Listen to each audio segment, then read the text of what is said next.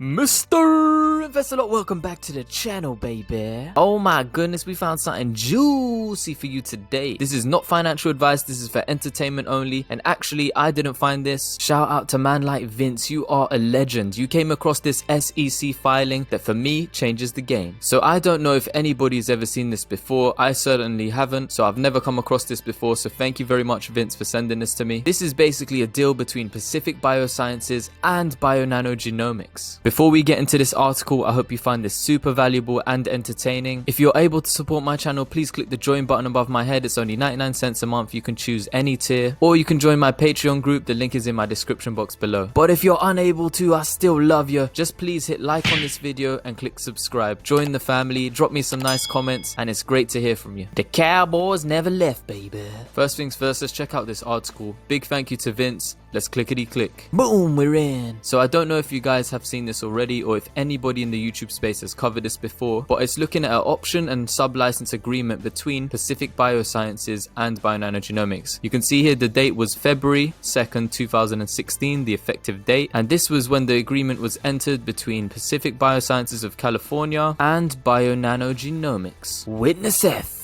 So it says here, whereas Pacbio controls certain patents related to the analysis of nucleic acid molecules in nanofluidic channels, and whereas bionano desires to obtain a non-exclusive sublicense to such patents controlled by Pacbio in order to develop, manufacture, have manufactured, and commercially exploit products in the territory in the mapping field, as well as an option to obtain a royalty-bearing sublicense to such patents in the territory in the sequencing field. Yes. Then they followed up by saying that Pacbio desires to grant such sublicense and option to bionano upon the terms and conditions set forth herein. So now we're going to unravel, we're going to be talking about ARK Invest analysis, we're going to be talking about the kind of nitty gritty of what's involved in this SEC filing, and we can talk about exploring all the different avenues of what bionano genomics could potentially do with this partnership. First, they had to lay out some definitions. So they were talking about acquisition. So they were talking about maybe like a third party comprising of a merger, reverse merger, change of control, or a sale of substantially all assets relating to this agreement. They were also defining affiliates, so any party, any person, corporation, or joint venture that does work with bionano genomics. And now all of these words are also key. So they were talking about mapping field, which shall mean detection in an NDS of sequence related features of a polynucleotide molecule. NDS means nanodimension structure having a hole or channel with at least one dimension that is between. The parties they were talking about is either Pacbio or bionano. The sequencing field shall mean detecting or sequentially identifying each nucleotide of the sequence of a polynucleotide molecule in a nano-dimension structure. So they were speaking about territory, means the entire world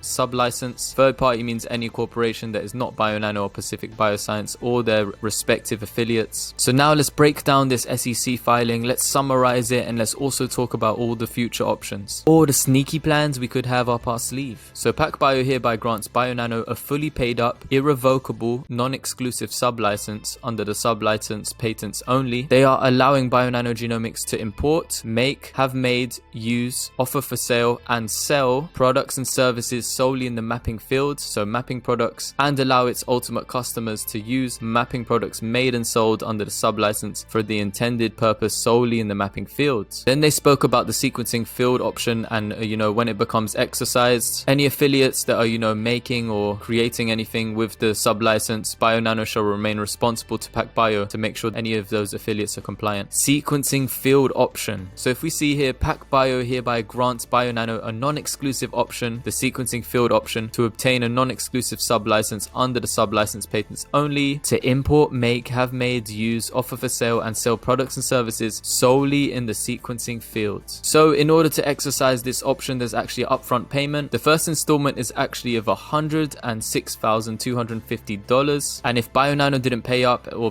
the second, third, and fourth installment by respective dates, then Pacbio could terminate this agreement. Bionano can also terminate the agreement in its sole discretion upon 60 days prior written notice to Pacbio. So this is signed by PACB's Stephen M. Moore and bionano genomics Eric Holmlin. So this was in fact in 2016. Were we just trying to get in there, learn about their technology, and create our own nanonozzle device? As you can see here, in 2020, bionano genomics decided to announce the issuance of their US patent for combined nanochannel nanopore device. The patent describes how such a nanodetector could detect DNA sequence information, and bionano genomics released a statement that bionano believes that combining these nanochannel arrays with nanodetectors such as nanopores may one day enable high throughput, massively paralleled, long read sequencing of ultra high molecular weight DNA. As I said before guys, if we get into sequencing, specifically long read sequencing, you have this estimation that there's going to be a $5 billion market by 2025 by ARK Invest, and they've stated that within long read sequencing, the third generation sequencing, they're saying Pacbio and Oxford Nanopore are going to be leaders in that field. Now with us over here leading optical genome mapping, if we enable and exercise the option for us to be able to use, sequencing devices, this could be a major tactic. Now I just wanted to ask you guys, I want to throw it out there, throw some questions, but what is the reason why we never executed and never made a huge public statement about this? We are sneakily developing the nanonozzle. Could this be just to, supplement and create basically rounded studies using the technology because, we're licensed to manufacture, make or create? Or could this be us trying to access Pacbio's customer base on the sly in order to get the 10,000 machines out there? As I said before, I think synergistically they're all complementary for now. Studies usually use a whole host of these technologies together, and as Queen Alka has said before, bionano genomics is not a sequencing company. However, we still continue to develop it. So this effective date 2016, and 4 years later in 2020, talks of the nanonozzle. Now let's check this out too. With Pacbio being a lot larger and widespread and a lot of people adopting and using their machine at the moment, if we're to be manufacturing or receiving royalties for sequencing machines, and there are studies coming out using these machines together synergistically, is this the way that we're going to be getting 10,000 of our machines into the market? And the terminology of bionano genomics saying, they believe that one day these nanodetectors, these nanopores will be able to do high throughput long read sequencing. Keyword, long read sequencing. And according to ARK Invest, they believe that long read sequencing analytics are superior for many sequencing applications, and that they expect the long read sequencing market to grow at an annual rate of 82% through 2025. Then does this mean if we develop our own, we'll be making all the cash, but if we're still utilizing the patent given to us, we're able to get that money from sequencing consumables, instruments and services, long read sequencing revenues, baby, up to $5 billion by 2025. And as I said to you guys before, when we start cash flowing, when we start making some money, we could actually look to acquire a liquid biopsy company. As they have said, ARK Invest, they believe short read sequencing will continue to dominate the sequencing market, especially as liquid biopsy becomes a standard of care in oncology. And in a previous video when we were looking at ARK Invest and liquid biopsies, they were talking about this liquid biopsy for cancer is worth 100 billion as a market, and in terms of the multi-cancer screening market, this will scale to about 150 billion in the US alone. And in the US, this could save as much as 66,000 people's lives from cancer, saving 1.4 million human life years every single year. And I like the quote they put here: an ounce of prevention is worth a pound of cure, Benjamin Franklin. So guys, I hope you found this interesting.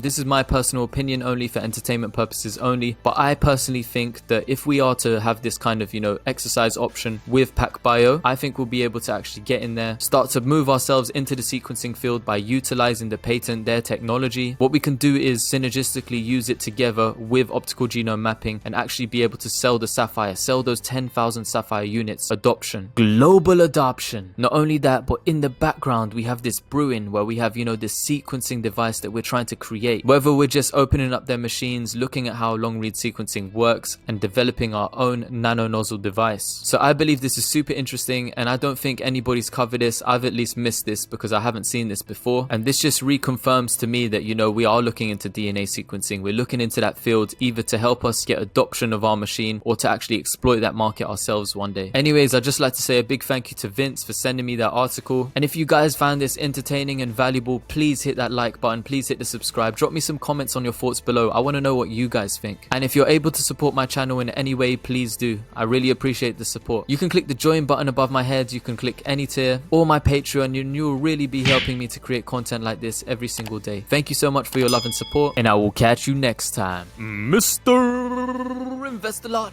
baby, over and out.